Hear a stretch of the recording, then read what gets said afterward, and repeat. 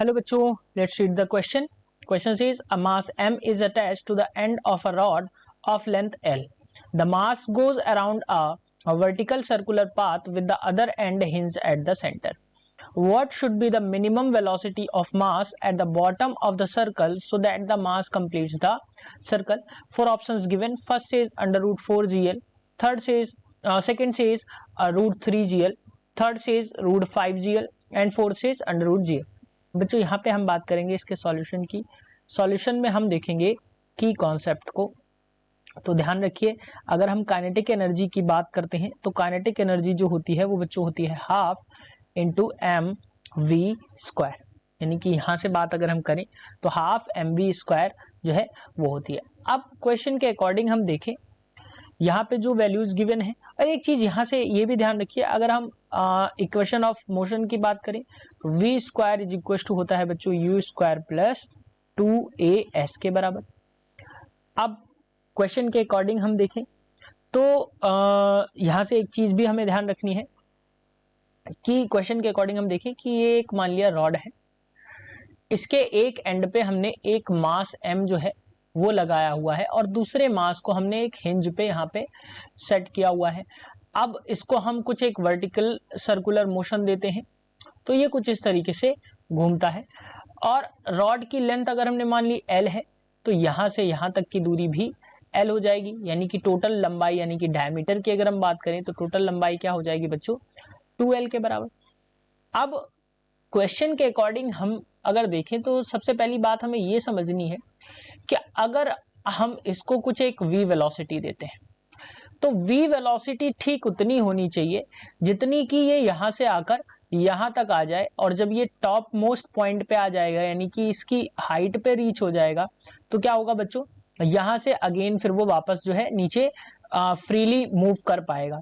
सो यानी कि हमें जो वेलोसिटी देनी है वो क्या देनी है, यहाँ पे हाईएस्ट पॉइंट के इक्वल देनी है, और हाईएस्ट पॉइंट की वेलोसिटी अगर हम मान लें जो v डैश है, शुरू में हमने वेलोसिटी दी v और जो पहुंचते पहुंचते जो हाईएस्ट पीक पे जो वेलोसिटी होगी वो v डैश होगी, और आपको पता है कि v डैश जो होगी वो क्या हो जाएगी बच्चों 0, क्योंकि मैक्सिमम हाइट पे होगी ये, तो मैक्सिमम हाइट पे v डैश की वैल्यू हमें क्या मिलेगी 0।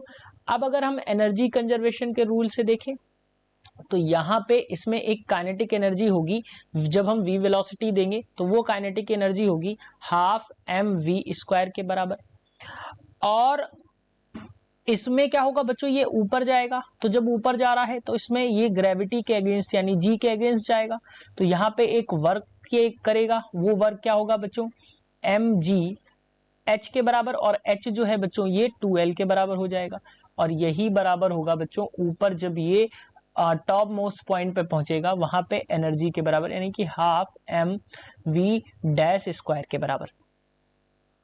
अब क्वेश्चन के अकॉर्डिंग हम देखें v डैश की वैल्यू 0 है तो यहां से हमें एक चीज मिल जाएगी हाफ एम वी स्क्वायर जो मिलेगा बच्चों वो मिल जाएगा 2mgl के बराबर।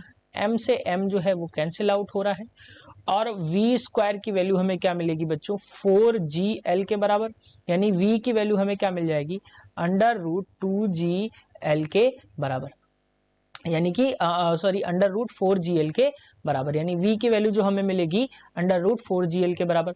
तो एक तो इस तरीके से हमने इस आंसर को फाइंड आउट किया। दूसरे अगर बच्चों हम इस इक्वेशन के अकॉर्डिंग देखें तो यहाँ पे जो इनिशियल वेलोसिटी है वो क्या होगी बच्चों v square minus u square is equal to क्या हो जाएगा 2as के बराबर। अब क्वेश्चन के अकॉर्डिंग हम देखें हमें वेलोसिटी की वैल्यू v यू स्क्वायर यानी इनिशियल वेलोसिटी की वैल्यू निकालनी है, और क्या होगा बच्चों ऊपर की तरफ जब ये जाएगा तो फाइनल वेलोसिटी क्या हो जाएगी हो जाएगी यहाँ से 0। तो अगर हम इस 0 में इसको रखेंगे तो यहाँ से हमें क्या मिल जाएगा, नेक्स्ट स्लाइड में इस मेथड से हम देख लेते हैं। तो नेक्स्ट स्लाइड में जब हम देखेंगे तो यहाँ से हमें क्या मिल जाएगा बच्चों 0 minus u square equals to 2। अब a जो होगा वो माइनस जी के इक्वल लगेगा क्योंकि हम ग्रेविटी के अगेंस्ट जा रहे हैं, और r की वैल्यू जो होगी बच्चों यानी s की वैल्यू जो होगी वो 2l के बराबर होगी। तो यहां से माइनस यू स्क्वायर हमें क्या मिल जाएगा बच्चों माइनस 4gl के, यानी कि u की वैल्यू हमें अगेन यहाँ पे अंडर रूट 4gl के बराबर भी मिल रही है। सो बच्चों दोनों ही मेथड से हमने वैल्यूज को फाइंड आउट किया है। दोनों ही मेथड से हमें 4gl के बराबर √4gl के बराबर हमें मिल रहा है। सो बच्चों ऑप्शंस की बात कर लेते हैं। तो option 1 is the correct answer for this question. Hope you understood it well. Best of luck.